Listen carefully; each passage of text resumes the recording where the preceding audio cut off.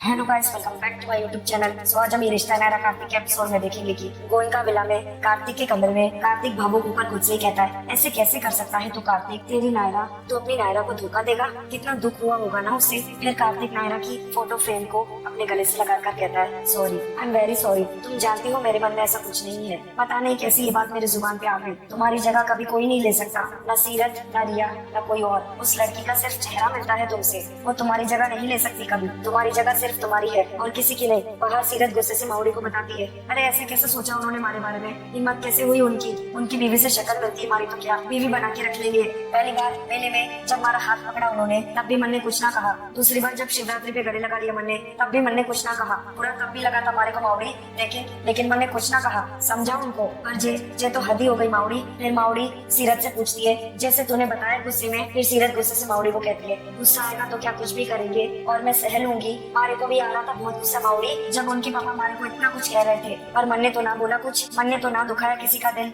अरे हमारा दिल क्यों दुखा गए हैं सारे। कुछ साल पहले वो ये सारे आदमी ये समझे के है अपने आप ने। आज इनके पापा ने कहा हमारे को, तब उसके पापा ने कहा था, अरे बेटे कहते ब्याह होगा, बाप कहते हैं ब्याह नहीं होगा। पर हमारे को ना कुछ ना कोई कि हमारे को ब्याह करना भी है या नहीं। हमारे ब्याह का फैसला ना हमारा होगा, ना कि इनका और इनके बापू का। फिर माउरी रोते हुए अपने मन में कहती है, कौन सी नई मुसीबत में डाल दिया हमारी छोरी को खाटू महाराज। कार्तिक तो समझदार छोरा है, उसने कैसे इतनी बड़ी बात। उधर कार्तिक नायरा की फोटो देखकर खुद से ही कहता है, मुझे माफ कर दो नायरा, माफ कर दो मुझे। कार्तिक की बातें दूर से खड़े रहकर दादी सुन रही होती है। फिर दादी भावुक होकर कायरव की बात को याद करती है। उधर कायरव अपने कमरे में बहुत ज्यादा खुश हुआ होता है। फिर कायरव खुद से ही कहता है, लगता है गॉड ने मेरी बात सुन ली, अब सीरत हमारे साथ ही रहेंगी, थैंक यू गॉड। उधर रिया गुस्से से अपने कमरे का सामान फेंकते हुए कहती है, कैसे कर सकता है वो मेरे साथ ऐसा, समझ क्या रखा है उसने मुझे। हाँ, इतने दिन से उसकी बेटी के आगे पीछे घूम रही हूँ, उसके आगे पीछे घूम रही हूँ, किस लिए। फिर सुरेखा रिया को कहती है, रिया शांत हो जाओ बेटा, शांत हो जाओ। फिर रिया गुस्से से सुरेखा को कहती है, ऐसे कैसे शांत हो जाऊं, दिमाग फट रहा है मेरा, क्या समझता क्या है वो मुझे। बेबी सीटर हूँ मैं,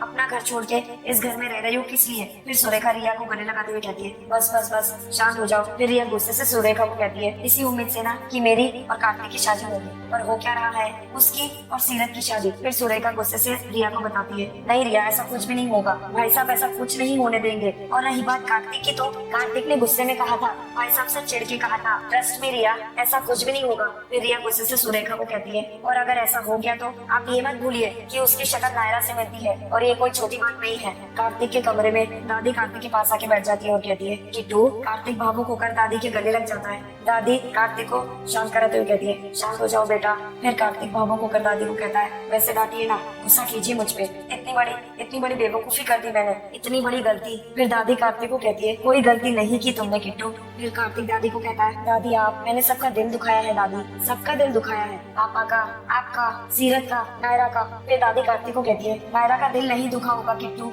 हम जानते हैं ना अपनी नायरा को, उसके लिए तुम्हारे और उसके बच्चों से बढ़कर और कुछ भी नहीं है, और वो तुम्हारे इस फैसले के खिलाफ नहीं बल्कि तुम्हारी साथी होगी। फिर कार्तिक गुस्से से दादी को कहता है, ये क्या कह रही है आप, मैंने जो भी कहा वो गुस्से में इरिटेशन में कहा, और आप ये बात सोच समझ के कैसे कह सकती है। फिर दादी गुस्से से कार्तिक को कहती है, इतना तो भरोसा रखो अपनी दादी पे किट्टू कि अगर सोच समझ के कुछ कह रही है तो गलत तो नहीं कह रही होगी। तुमने कहा जरूर गुस्से में, पर सही कहा। फिर कार्तिक दादी से पूछता है, आप ये कह रही है आपने शायद ठीक से सुना नहीं दादी, मैंने। फिर दादी गुस्से से कार्तिक को कहती है, हमने सुना, हमने बिल्कुल वही सुना जो तुमने कहा, लेकिन हम ये भी जानते हैं जो तुमने कहा वो तुमसे कहलवाया गया। फिर कार्तिक दादी को कहता है, पापा ने सवाल किया और मैंने गुस्से में। फिर दादी कार्तिक को कहती है, पापा ने नहीं, ईश्वर ने तुमसे कहलवाया है, कायरव ने मांगा था उसे और उन्होंने तुम्हारे जरिए ही कहलवाया। फिर कार्तिक गुस्से से दादी को कहता है, दादी आप। फिर दादी गुस्से से कार्तिक को कहती है, सही कह रहे हैं हम किट्टू, कायरव को नायरा दिखती है सीरत में, और सिर्फ चेहरे से नहीं, कुछ मन से भी। हम माने ना माने पर कोई तो रिश्ता है उन दोनों में, जो एक नहीं दो बार उसकी वजह से हमारे बच्चे की जान बची है। हमेशा कहते हो ना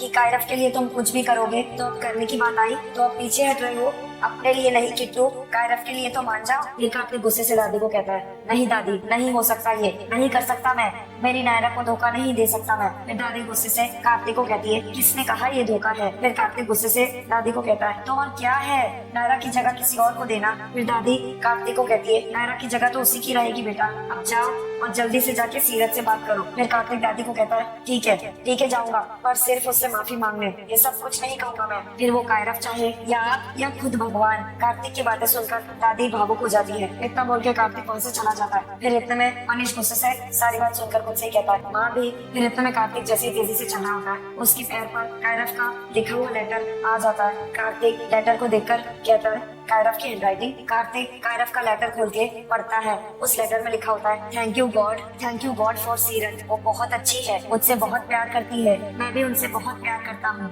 आई नो वो मेरी मम्मा नहीं है, पर मुझे मम्मा के जैसे ही लगती है। दोनों बहुत सेम है। मेरी मम्मा बहुत कूल थी, सीरत भी बहुत कूल है और कितनी ब्रेव भी। मुझे भी बड़े होकर उनके ही जैसा बनना है। आपको पता है, आज जब फायर से बचाने के टाइम उन्होंने जब मुझे हक किया था ना, तो मुझे लगा था कि जैसे मेरी मम्मा वापस आ गई है। आई नो मम्मा वापस नहीं आ सकती, पर सीरत तो हमेशा के लिए यहाँ पर रह सकती है ना। प्लीज कुछ मैजिक कर दो ना गॉड, कि उनको कभी भी यहाँ से जाना ना पड़े। अगर आप ऐसा करोगे ना, मैं गुड बॉय बनूंगा और दूध भी पीऊंगा, खाना भी खाऊंगा और होमवर्क भी करूंगा। अगर आप सीरत या बॉक्सिंग में से किसी एक को चूज करने के लिए कहोगे ना गॉड, तो मैं बॉक्सिंग नहीं करूंगा। कार्तिक कायरव का लेटर पढ़कर बहुत ज्यादा उदास हो जाता है। मनीष गुस्से से अपनी माँ को कहता है, आपको क्या हो गया है मॉम? मुझे आपसे ये उम्मीद नहीं थी। मुझे ऐसा लगता था इस परिवार में मेरी कोई बात समझे ना समझे, मुझे कोई सपोर्ट करे या ना करे, लेकिन आप जरूर करेंगी। हमेशा मेरे और आपके फैसले एक होते थे, लेकिन आज क्या हुआ? क्या आपको विश्वास नहीं रहा कि मैं जो कुछ भी करूंगा परिवार के बारे में सोच के ही करूंगा? फिर दादी गुस्से से अपने बेटे मनीष को कहती है, तुम परिवार के नाम और इज्जत के बारे में सोच रहे हो, जबकि हम उसकी भलाई और खुशी के बारे में सोच रहे हैं। ये परिवार के मुखिया की सोच है, किट्टू के बाप या कायरव के दादा की नहीं। बेकार की जिद बच्चों को शोभा देती है।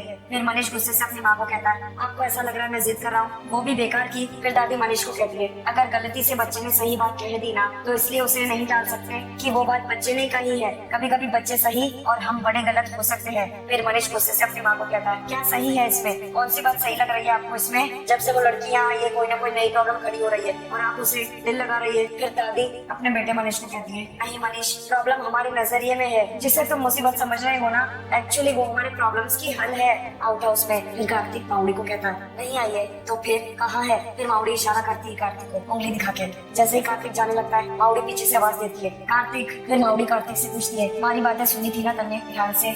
छोड़ा, मन ने बताया था थारे को, क्या करा है हमारी जिंदगी ने लाडो के साथ, कितना दुख दिया है उसे, आज फिर इतनी बड़ी चोट दे दी हमारी छोरी को किस्मत ने। फिर कार्तिक माउड़ी को कहता है, नहीं अम्मा, किस्मत ने नहीं दी, ये चोट मैंने पहुंचाई है सीरत को, और मैं माफी मांगता हूँ उसके लिए। माउड़ी बाबू को कर कार्तिक को कहती है, करा तन्ने है पर कराया तो किस्मत ने है ना छोड़ा, पिछले कई जख्म हरे कर दिए उसके। फिर कार्तिक गिल्टी फील करते हुए माउड़ी को कहता है, आई एम सॉरी अम्मा, आई एम रियली सॉरी, मैं जानता हूँ मुझसे गलती हुई है और उसके लिए मैं सीरत से माफी भी मांगना चाहता हूँ। आप फिक्र मत कीजिए, मैं सब ठीक कर दूंगा। फिर माउड़ी रोते हुए हाथ जोड़कर कार्तिक को कहती है, इस बार अगर वो टूटी ना छोड़ा, ना उसने बर्दाश्त होगा ना हमारे को। बंजारन की टोली डांस कर रही होती है। फिर एक बंजारन खुद से ही कहती है, पता नहीं आज हमारा मन खुशी से झूम रहा है, जैसे कहीं कुछ अच्छा होने वाला है। फिर वो बंजारन सीरत को आते हुए देख लेती है। फिर वो बंजारन सीरत को देखकर कहती है, ये तो वही है, इसीलिए हमारा मन गिलोरे ले रहा है। फिर इतने में बंजारन डांस करते करते सीरत को घेर लेती है। फिर बंजारन सीरत को समझाते हुए इशारे से कहती है, तू छोड़ दे सब कुछ उस पर ही, वो भली करेगा तेरी भी, जो सोच के घर से निकली है वो नहीं रजा है तेरी भी। सीरत गुस्से से वहाँ से चली जाती है। फिर इतने में कार्तिक आता है उसी जगह पर जहाँ से अभी थोड़ी देर पहले सीरत गुजरी होती है। फिर वो बंजारन कार्तिक को इशारे से समझाते हुए कहती है, मत छोड़ वो राह जो पकड़ी है, मत बदल अपना रास्ता, तो जो निश्चित है वो होगा ही,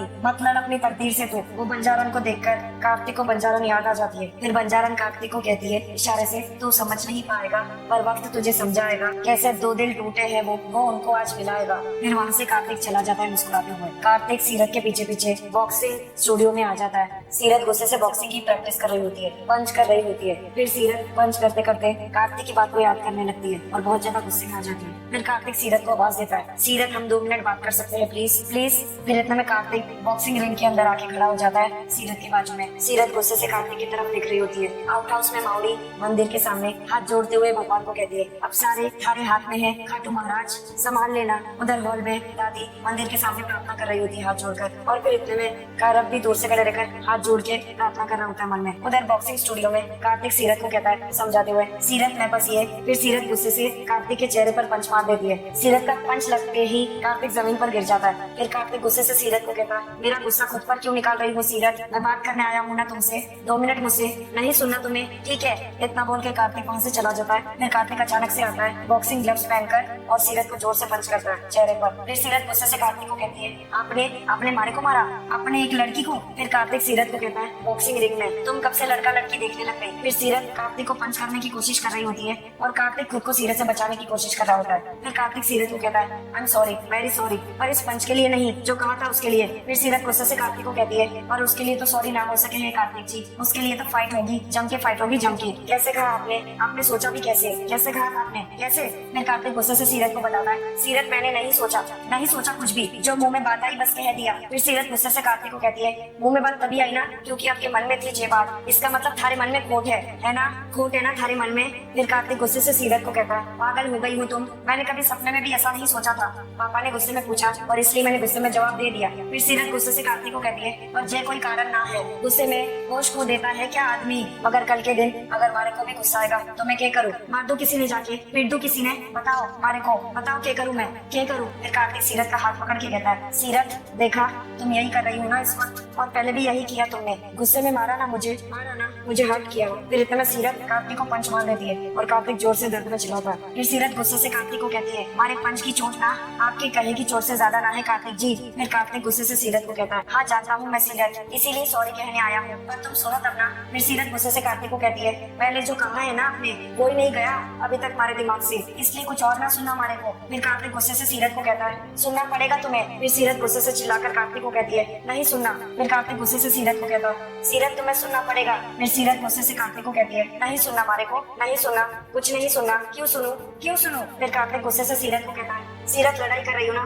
कान तो बंद नहीं कर सकती तो चुपचाप मेरी बात सुन लो। हाँ मुझसे गलती हुई, मैंने गलत किया। फिर सीरत गुस्से से कार्तिक को कहती है बहुत गलत किया। फिर कार्तिक चिल्लाकर सीरत को कहता है हाँ बहुत गलत किया गलत सीरत, लेकिन उसके पीछे मेरा इरादा गलत नहीं था। फिर सीरत कार्तिक से पूछती है मतलब कोई इरादा था उसके पीछे। फिर कार्तिक गुस्से से सीरत को कहता है यार मैंने कुछ सोच समझ के नहीं किया सीरत। फिर सीरत गुस्से से कार्तिक को कहती है तो। फिर कार्तिक गुस्से से सीरत को कहता है बस कह दिया जो मन में आया। फिर सीरत गुस्से से कार्तिक को कहती है तो क्यों कहा। फिर कार्तिक सीरत को बताता है क्योंकि पापा ने पूछा मुझसे। फिर सीरत गुस्से से कार्तिक को कहती है क्योंकि अगर कोई और पूछता तो मना कर देते। फिर कार्तिक गुस्से से सीरत को कहता है नहीं मना करता, जो उनसे कहा वही कहता। फिर सीरत गुस्से से कार्तिक को कहती है वही कहते। इतना बोल के सीरत कार्तिक को पंच मारने लगती है और कहती वही कहते। फिर कार्तिक सीरत को कहता सीरत। फिर सीरत गुस्से से कार्तिक को कहती है क्यों कहते वही, क्यों, मतलब थारे मन में थी ना ये बात, क्यों कहते। फिर कार्तिक सीरत को कहता है मेरा मतलब कोई कुछ भी पूछे उससे क्या फर्क पड़ता है। फिर सीरत कार्तिक को कहती है कोई फर्क ना पड़ता कार्तिक जी,